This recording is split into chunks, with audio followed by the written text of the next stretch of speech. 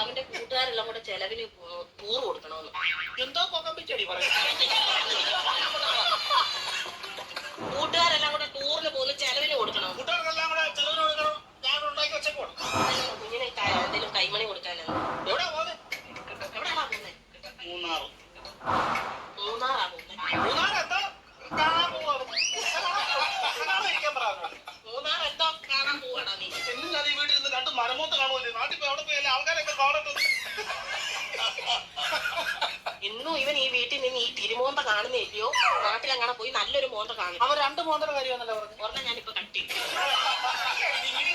ഇടയ്ക്ക് എന്നിട്ടേ അവൻ പറയുന്നത് എന്നോട് ഞാൻ